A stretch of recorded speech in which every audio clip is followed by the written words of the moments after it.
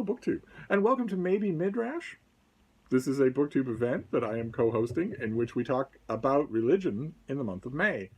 The idea being not so much to proselytize or to pick fights. I have not intended to pick any fights on this subject, but just to appreciate the fact that religion has played an important part in almost all of our lives in one way or another, even if it's not a personal belief system. And more importantly, to the point of this read-along, that religion has been an absolute guide star for literature. Not just devotional literature, not just so-called sacred texts, but also writing about those sacred texts. Theology in all of its million different guises. And that it might be a good idea to approach that seriously in the month of May. I love that idea. Absolutely love it. I'd have begged and pleaded to be let in as a co-host for Maybe Midrash if I hadn't been asked. Because I love to do that. I do that anyway.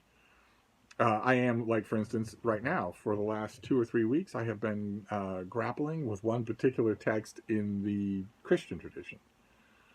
And I am still grappling with it. The more I grapple with it, the more it changes shape. And I'm probably in the month of Maybe Midrash, I will talk about that text and give my provisional thoughts. But I'm holding up another text today because there's another text that I just downloaded it and I want to dig in. I've read it before. I think it came out about 15 years ago. I read it then, and it's by an author that a lot of you will know by name.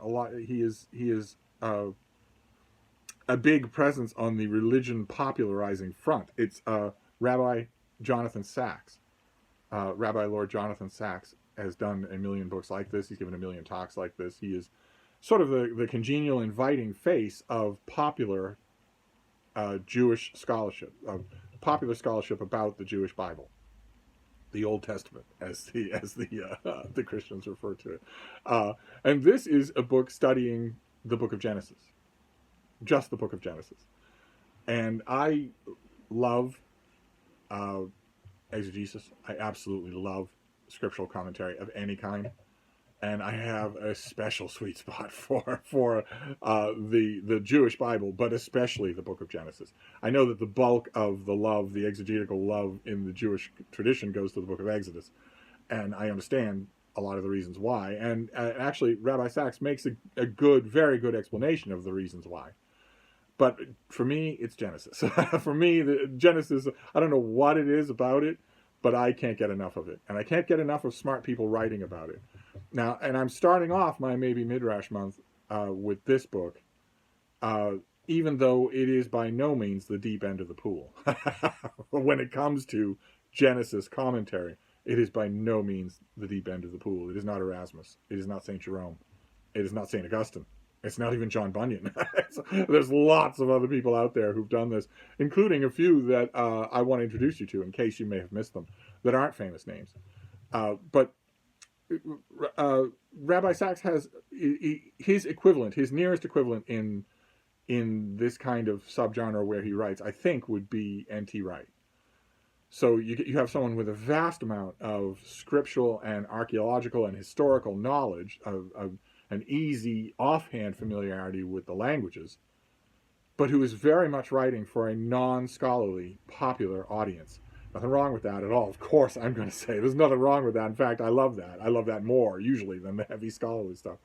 Because the heavy scholarly stuff, as brilliant as it might be, forgets one of the main duties of anyone who writes for publication, which is to entertain. I don't care if that afflicts the snobbery of some snobs. I couldn't care. I couldn't care less. I can hold my own against snobs, and I firmly hold to that. If you write something for an audience, no matter how brilliant you are, no matter how many deep and complex, multifaceted thoughts you have to impart, another part of your duty is to entertain. You must be good reading. Otherwise, you are an affliction, not just to poor, overworked reviewers, but to readers as well.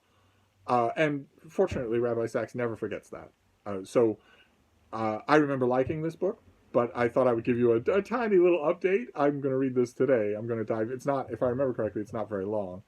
But it doesn't matter because, oh my, when you get commenting on the book of Genesis, I can take any amount of digression. I can take any amount of long-windedness. I love it. Absolutely love it. So this will probably not be the only Genesis commentary that I read in maybe Midrash this month, but it's the one I'm reading today. So I thought I'd show it to you and introduce you to Rabbi Lord Jonathan Sacks, just in case you've never made his acquaintance before. This is a person who has written a lot. Probably, I haven't checked for him. I know that it's true for Tom Wright, so it's probably true for Rabbi Sacks as well. Probably has a million YouTube videos. It'll give you a very good sense of his style. Where you, when you are listening to him, I've heard him talk in person a few times, and I've read a lot of his books. And when you are in his presence, so to speak, whether it's on a video or whether it's in a book, you get the wonderful feeling of being gently shepherded, gently but challengingly shepherded through a complex work by someone that you know immediately could easily outdistance you and is choosing not to. That is a great feeling. That is an absolutely great feeling. When you know that that person is not a bad actor, they're not proselytizing. They're just, they know the subject a lot better than you do, and they are gently, knowingly walking you through it. Teaching, I guess, would be the quick word for that. I love that. I take that in any discipline on any subject when I can get it, and then use that as a springboard to go deeper to the people who maybe aren't being so gentle, or maybe aren't taking their time, or who maybe have a little bit of a psychological point to prove about, constantly reminding you that they know the subject better than you do. Those authors can grate on me. They get under my skin pretty quick, but they often have valuable things to do, so I will follow them even so, but not with Rabbi Sacks. That you don't get that impression with him. So I'm going to read, what's the boring title of this thing? Covenant and Conversation, a weekly reading of the Jewish Bible. This is concentrating on the book of Genesis. So I'll give this a reread and then move deeper. I think maybe, I'm never very good at these kinds of organizational things. I don't know where my reading's going to take me from month to month, especially the non-assigned, the non-commissioned reading. But maybe Midrash, I will only read New Testament. I only read Genesis commentary for the whole of the month. That might be fun. See how deep into the pool I can get. One way or another, that's my maybe Midrash. I'm curious to know if you are observing maybe Midrash. What are you reading?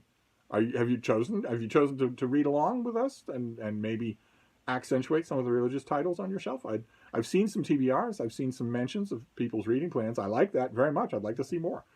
So let me know. But in the meantime, I will be back. Thank you, BookTube.